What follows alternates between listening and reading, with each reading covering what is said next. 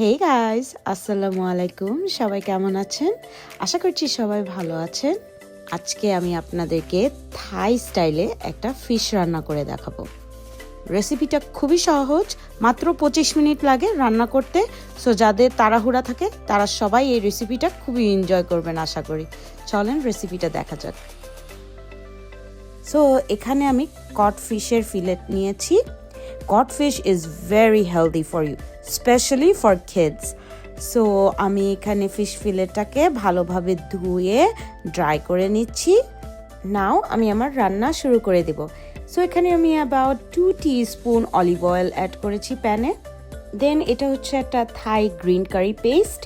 এটা আমি about 2 table spoon add করব এই অয়েলটার উপরে। এটা আমি আমার লোকাল চাইনিজ মার্কেট থেকে পেয়েছি, বাট আপনারা যদি এটা বাসায় বানাতে চান বানাতে পারেন। It's very easy. আমি আপনাদেরকে ইনগ্রিডিয়েন্টসগুলো বলে দেই। ইট ইজ কাঁচামরিচ, আদা, লেবু পাতা আর lemon grass and salt to taste. ভালোভাবে ব্লেন্ডারে ব্লেন্ড করলে আপনার এই পেস্টটা রেডি হয়ে যাবে। ওরা আরও কিছু ইনগ্রিডিয়েন্টস অ্যাড করে, যেহেতু সব জায়গায় সব কিছু পাওয়া যায় না, আপনারা এই 4টা ইনগ্রিডিয়েন্ট দিয়ে বানালেও খুবই ইয়ামি হবে খাবারটা, ট্রাস্ট মি। পেস্টটা ভালোভাবে সটে করে এখন আমি এখানে 1 ক্যান কোকোনাট মিল্ক অ্যাড করে দিব। তারপর এটা একটু ভালোভাবে নেড়ে দেখছিলাম যে নারিকেলের দুধটা একটু ঘন, সো আমি ওই ক্যানটাতেই সেম মাপের আমি পুরো 1 ক্যান পানি পুরোটাই অ্যাড করে নিব। দেন মিক্সচারটা যখন ভালোভাবে নারিকেলের দুধের সাথে একদম মিক্স হয়ে যাবে, দেন আমরা ওয়েট করব একটু নারকেলের দুধটা বয়েল হওয়ার জন্য। ভালোভাবে যখন গ্রেভিটা বয়েল হয়ে উঠবে তখনই আমরা ফিশ অ্যাড করে দেওয়ার জন্য রেডি হব। সো এখানে আমার ফিশটা অলরেডি আমি ধুয়ে ড্রাই করে নিয়েছিলাম। এখন আমি একটা একটা করে ফিশ ফিলেগুলো অ্যাড করে দিচ্ছি। অ্যাড করে দিয়ে আমি এখন এটাকে ঢাকনা দিয়ে ঢেকে অ্যাবাউট 6 মিনিটসের মতন কুক করে নেব। 6 মিনিটস পর আমি এটাকে ঢাকনা তুলে খুবই আলতোভাবে একটা একটা করে ফিশ উল্টিয়ে দিব, যাতে অপোজিট সাইডটাও ভালোভাবে কুক হয়ে যায়।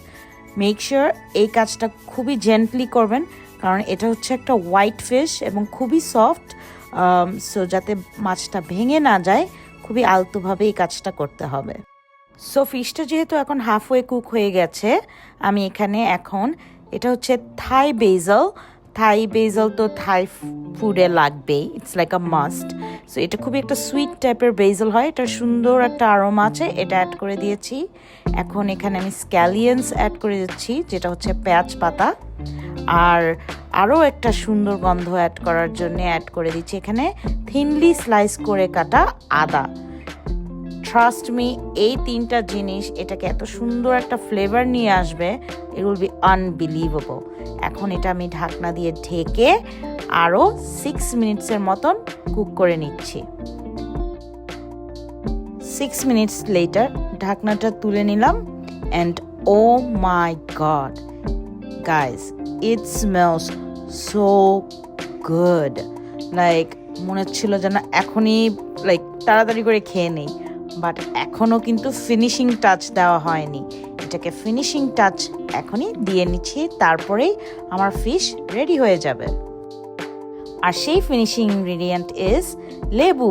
মাছ কি লেবু ছাড়া ইম্যাজিন করা যায়? দে আর লাইক বেস্ট ফ্রেন্ড।